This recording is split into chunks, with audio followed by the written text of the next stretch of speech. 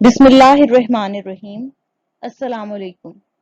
AVS के ज़ेर एहतमाम online programme में जमात हश्तम के तलबा को खुश आमदीद।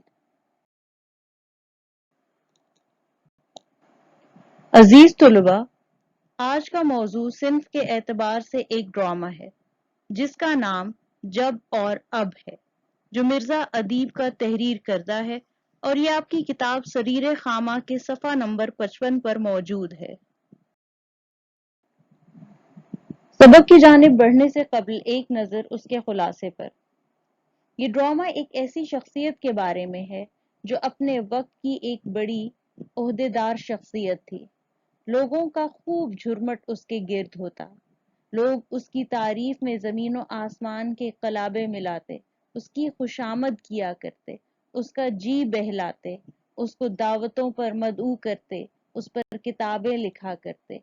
मगर वो शख्स इस बात से गाफिल था कि ये लोग दरअसल उसकी कुर्सी और उसके ओहदे के पुजारी हैं।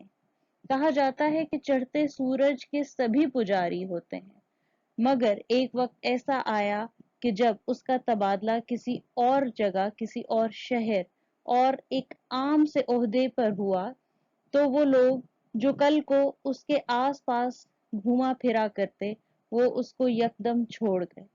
नतीजतन ये सबक हमें मिला कि एक वक्त ऐसा भी आता है कि ये ओहदे, शान शौकत, रोबो दबदबा और मदाहीन का झुरमट सब खत्म हो जाता है, लेकिन साहिब कुर्सी जो जो इस ड्रामे की अहम तरीन या मरकजी किरदार कह सकते हैं, वो शख्सियत इसी नशे में आखिर तक डूबा हुआ था कि लोग शायद उसकी अपनी शख्सियत के दिलदादा थे या उसकी शख्सियत के पीछे उसकी तारीफ किया करते और उसके अदब और एहतराम में झुका करते। किसी भी सबक को पढ़ने से कबल उसके मुसन्निफ या शायर का जायजा लेना भी जरूरी है। तो हम इस ड्रामे के मुसन्निफ मिर्जा अदीब का सरसरी सा तारुफ हासिल करते हैं। मिर्जा अदीब का असल नाम दिलावर अली और कलमी नाम मिर्जा अदीब है।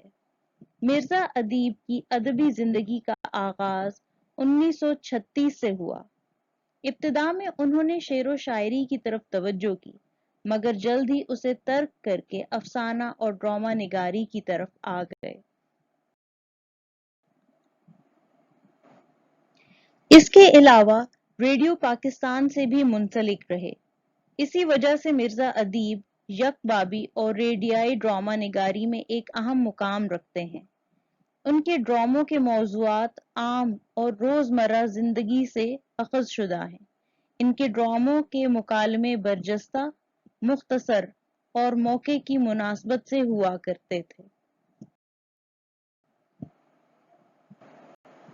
ये सबक सिन्फ के एतबार से ड्रामा है, इसी सबब ड्रामा की तारीफ जान लेना भी जरूरी है। ड्रामा जिस यूनानी लफ्ज से माखूज है, उसके मानी है करके दिखाना। ड्रामा भी एक कहानी होती है, लेकिन इसे किरदारों की हरकत व सकनात और मुकालमों की मदद से पेश किया जाता है। चुनांचे अगर ये कहा जाए तो बेजा न होगा कि ड्रामा पढ़ने की चीज नहीं है, बल्कि पेश करने की चीज है। इसमें स्टेज, अदाकारों और मुकालमों की बहुत ज्यादा अहमियत होती है।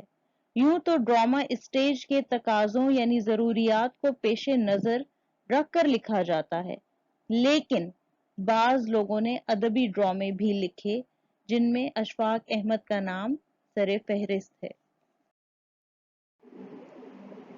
ड्रामा को पेश करने के कई जराए हैं, उनमें से चंद एक आपके सामने मौजूद हैं। स्ट्रीट ड्रामा, ये ड्रामे किसी अवामी मौजू के तहत अवाम में बेदारी के लिए दिखाए और बनाए जाते हैं। स्टेज ड्रामा, ये किसी ड्रामा ग्रुप, स्कूल या कॉलेज में हाजरीन के सामने पेश किए जाते हैं। टीवी ड्रामा, ये ड्रामे एक बार में भी खत्म होते हैं और किस्तवार जारी भी किए जाते हैं। रेडियाई ड्रामा, ये टीवी ड्रामे ही की तरह होते हैं, मगर इनमें तस्वीर की बजाय आवाज के जरिए पेश किए जाते हैं। फिल्मी ड्रामा, اس کی کہانی 3 سے 4 گھنٹے کی ہوتی ہے جو فلمائی جاتی ہے۔ ڈرامہ جب اور اب 2 حصوں میں تقسیم شدہ ہے، پہلی جھلک اور دوسری جھلک۔ کرداروں میں پہلی جھلک میں صاحب کرسی جو کہ اس ڈرامے کا مرکزی کردار ہے، بقیہ تمام کردار اس کے گرد گھومتے ہیں۔ دوسرا چپڑاسی بعد از صاحب کرسی کے مداحین، جو مداح کی جمع ہے، مداح تعریف کرنے والے۔ دوسری جھلک میں کون سے کردار موجود ہیں؟ صاحب یعنی جو صاحب کرسی تھا وہ، چپڑاسی اور پیے۔ منظر ایک وسیع اور خوبصورت کمرہ ہے۔ مقام کوئی بھی شہر ہے۔ زمانہ یعنی کہ جس دور کی بات کی جا رہی ہے پہلی جھلک میں، وہ زمانہ وہ دور ہے جب وہ کرسی نشین تھا۔ وہ کون؟ صاحب کرسی۔ اس وسیع اور خوبصورت کمرے کی سب سے نمایاں چیز وہ چمکتی دمکتی سنہری پایوں والی بلند کرسی ہے جو کمرے کے درمیان سجی ہے، جس پر صاحب کرسی براجمان ہے۔ صاحب کرسی ایک شاندار شخصیت کا مالک ہے۔ اس کے چہرے پر وجاہت اور عظمت کے نشانات موجود ہیں۔ اس کے ارد گرد اس کے چاہنے والے، اس کی تعریف کرنے والے بیٹھے ہیں۔ پردہ اٹھتا ہے، یعنی جو اسٹیج ہے اس کا پردہ اٹھتا ہے تو کیا نظر آتا ہے کہ صاحب کرسی کے گرد 5 افراد موجود ہیں جو اس کی تعریف و توضیح کرنے والے ہیں۔ ان میں سے پہلا مداح کیا کہتا ہے کہ حضور میں نے کہا تھا نا کہ پرچے کا خاص نمبر شائع ہو رہا ہے، اس کے لیے آپ کے پیغام کی اشد ضرورت ہے۔ چونکہ صاحب کرسی ایک مشہور مصنف بھی تھا، اس لیے کسی اخبار کا نمائندہ یا کسی رسالے کا کوئی ایڈیٹر موجود ہوگا جو کہ اس سے سالانہ کی بنیاد پر ایک خاص خصوصی یا مہینے میں ایک دفعہ خصوصی طور پر رسالہ نکالا جاتا ہے جس میں خاص اور مشہور ترین افراد کے تحریر شدہ مختلف اصناف چھاپی جاتی ہیں، تو وہ صاحب کرسی سے ان کی کوئی تحریر لینے کے لیے اصرار کر رہا تھا۔ اگلے صفحے پر چلتے ہیں، وہاں پر دوسرا مداح موجود ہوتا ہے۔ وہ کیا کہتا ہے کہ جناب میں نے عرض کیا تھا کہ آپ کے بارے میں جو کتاب لکھ رہا ہوں کم و بیش مکمل ہو گئی ہے۔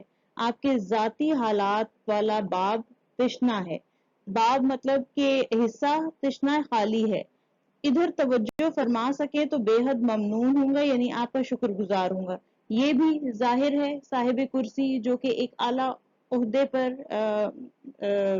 سرفراز تھا، بیٹھا ہوا تھا، تو اس کو جو مداح ہے اس کا چاپلوسی کر کے اس پر کتاب لکھ رہا تھا اس کی ذات پر، جس کا ایک حصہ ایک پہلو ابھی خالی تھا، اور اس سلسلے میں یہ صاحب کرسی سے اصرار کر رہا تھا کہ آپ مجھے اپنی ذاتی زندگی کی کچھ معلومات دیجئے تاکہ میں اپنی کتاب کو جلد از جلد مکمل کر کے چھپوا سکوں۔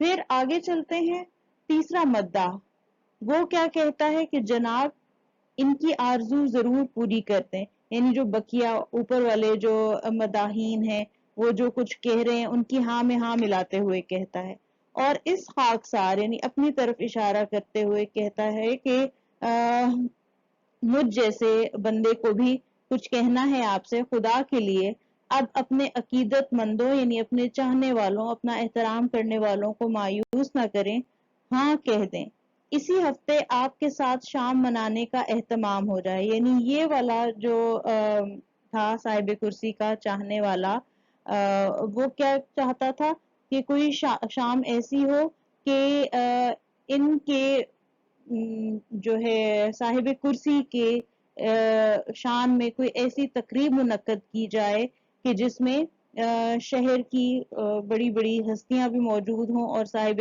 کرسی خود بھی وہاں آئیں اور اس تقریب کی جان یا رونق بنے۔ پھر اس کے بعد اگلے صفحے پر چلتے ہیں،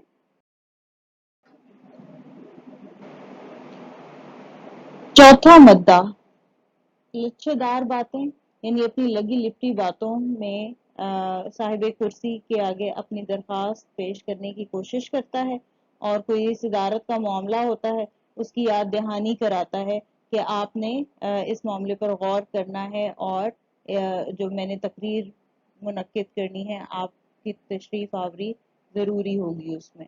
پھر پانچواں مداح بھی اسی سلسلے میں اسی طرح کی بات کرتا ہے کہ حضور وہ عرض جو مدت سے فضائے بے کرام میں معلق ہے، یعنی کہ کھلی فضا میں میری آرزو جو اب تک لٹک رہی ہے، خدشہ ہے، ڈر ہے کہ کہیں سر کے بل نہ گر پڑے، یعنی کہ ایسا نہ ہو کہ میری خواہش ادھوری رہ جائے اور باقی جتنے مداحین ہیں ان کی آپ ان سے کیے گئے وعدوں کو نبھا دیں اور میری جو خواہش ہے وہ ناتمام رہے۔ تو بندہ پرور یعنی بندوں پر مہربانی کرنے والے ہماری تقریب میں مہمان خصوصی بن کر کرم فرمائی کیجیے کہ میں نے بھی ایک تقریب منعقد کرنی ہے اور آپ کو اس میں مہمان خصوصی کے طور پر لازماً آنا ہے۔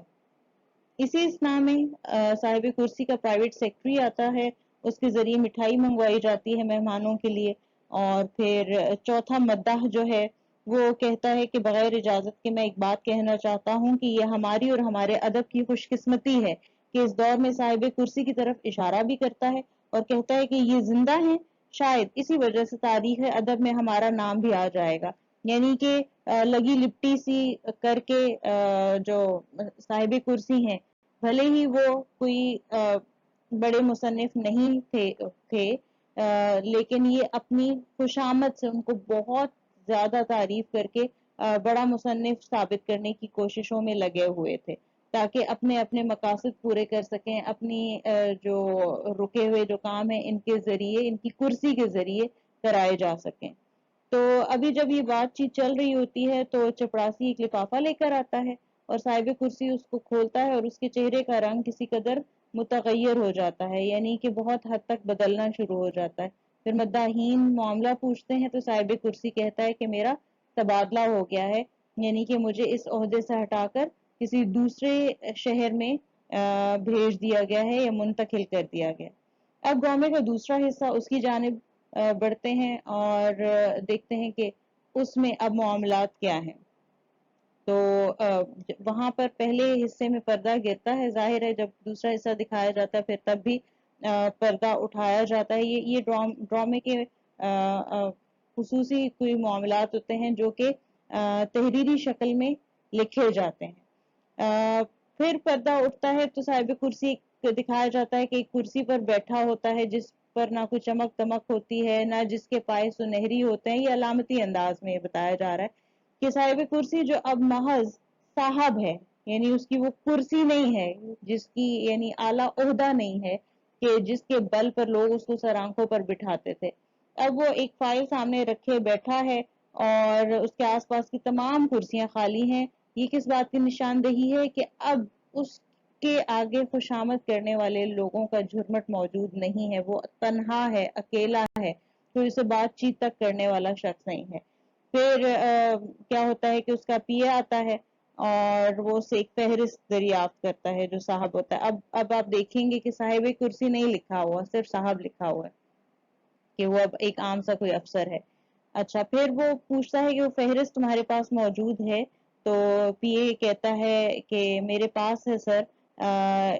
ایک صاحب پھر وہ تمام ان لوگوں کی فہرست نکالتا ہے جو پچھلی جھلک میں، پہلی جھلک میں وہ تمام مداحین جو اس کے ارد گرد بیٹھے ہوئے تھے ایک ایک کے بارے میں پھر وہ بتاتا ہے کہ جو ہے یہ لوگ ابھی تک نہیں آئے ہیں اور جن کے انتظار میں صاحب بیٹھا ہوا ہے، یعنی وہ لوگ جو کل کو اس کو اپنے یہاں دعوت پر مدعو کرنا چاہتے تھے، جس کے اعزاز میں دعوتیں ہوتی تھیں، تقاریب ہوتی تھیں، اب صاحب جو کہ چھوٹے عہدے پر فائز ہو گیا ہے، اب اس کے ارد گرد وہ لوگ ان کا جو مجمع ہے وہ چھٹ گیا ہے، کوئی شخص نہیں اب تک آیا، بہت عرصہ گزر گیا کہ کوئی جو ان پر کتاب لکھ رہا تھا، کوئی ان کو صدارتی تقریب میں بلانا چاہتا تھا، تو اب یہ تنہا بیٹھا ان کا منتظر ہے۔ صاحب کا یہ معاملہ روز کا ہوتا ہے کہ وہ اپنے پی اے سے، چپڑاسی سے انہی افراد کے بارے میں سوال کرتا ہے کہ اگر کوئی شخص ان میں سے آتا ہے تو اس کو اندر آنے سے بالکل نہ روکے کوئی بھی، اور پی اے اور سیکٹری یہی جواب دیتے ہیں چپڑاسی کے ان میں سے اب تک تو کوئی شخص آیا نہیں اور فہرست ہمارے پاس ہے، ہم کسی بھی شخص کو روکیں گے نہیں۔ دراصل یہ وہ لوگ تھے جو صاحب کے خوش آمدی تھے، اور یہ پی اے کی زبانی بات ہوتی، وہ چپڑاسی سے بات کہتا ہے کہ یہ صاحب کون لوگوں کا انتظار ہے جو ان کے خوش آمدی تھے، ان کی تعریفیں کیا کرتے تھے، ان کے آگے پیچھے پھرتے تھے، انہیں اس دور کا سب سے بڑا مصنف سمجھتے تھے۔ تو پھر چپڑاسی آگے سے کہتا ہے یہاں کیوں نہیں آتے؟ صاحب بار بار ان کا پوچھتے ہیں، روزانہ پوچھتے ہیں۔ تو پھر یہ جواب دیتا ہے میاں تم ان باتوں کو کیا سمجھو گے؟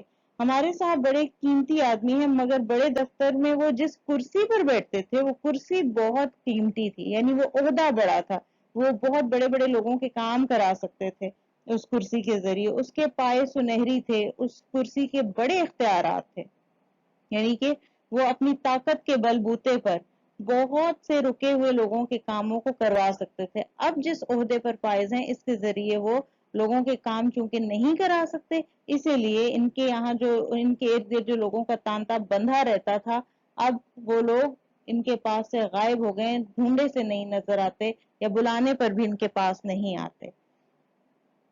تو اسی طرح آخری صفحے پر ہم جاتے ہیں تو وہاں پر یہ بتایا جاتا ہے کہ جو صاحب کرسی ہے بھول میں ہوتا ہے کہ یہ لوگ تو شاید اس کے قدردان تھے دل سے، مگر چونکہ یہ لوگ مطلبی تھے اور مطلب کی خاطر تعریف کیا کرتے تھے اور ارد گرد آ کر بیٹھا کرتے تھے، تو یہ اسی بھول میں آخر تک ڈرامے کے کہتا ہے اپنے پی اے سے کہ تم جاؤ گیٹ کیپر سے کہو اس کو کہ کہیں وہ میرے کسی مداح کو روک نہ لیں، اور اسی طرح سے ڈرامے کا اختتام ہو جاتا ہے۔ اب آتے ہیں مشقی سوالات کی طرف۔ سوال نمبر 1 کے تمام اجزاء کا کرنا ضروری ہے۔ نمبر 1 جز نمبر 1 مصنف نے کرسی اور صاحب کرسی کے بارے میں کن خیالات کا اظہار کیا؟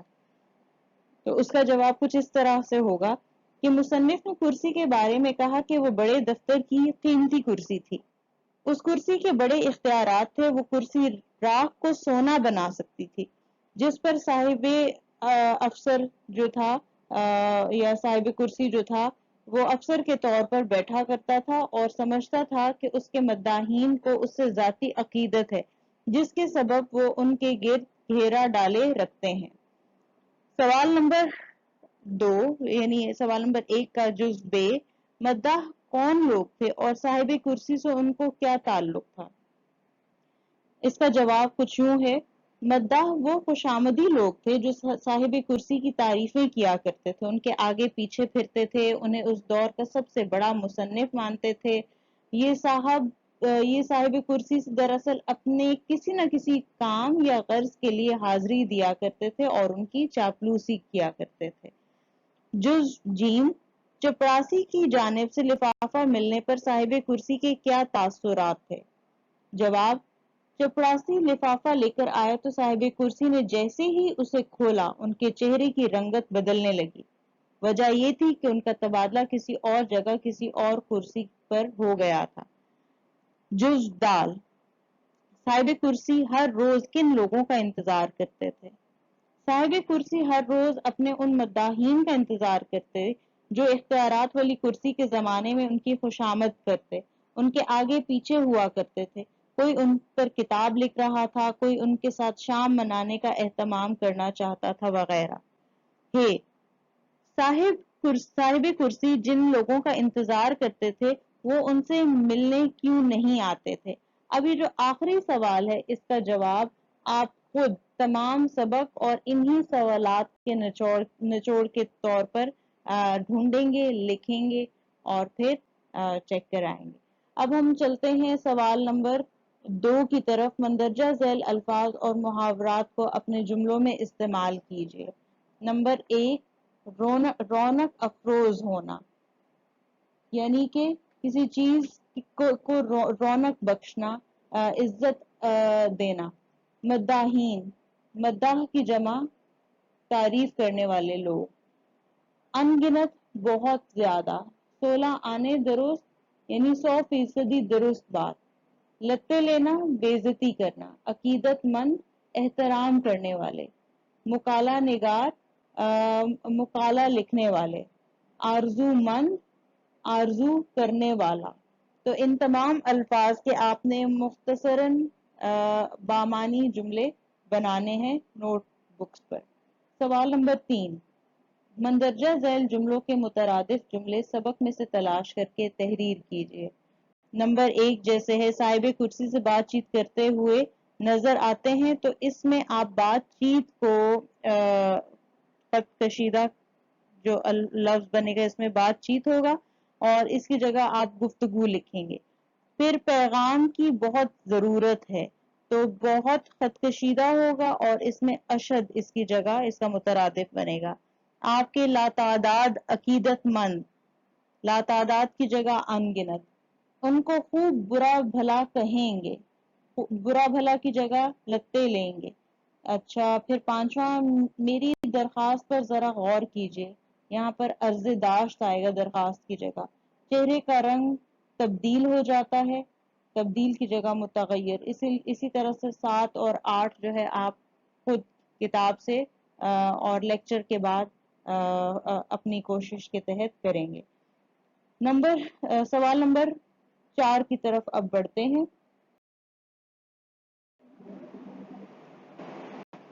واحد جمع میں شخصیت واحد ہے، شخصیات جمع.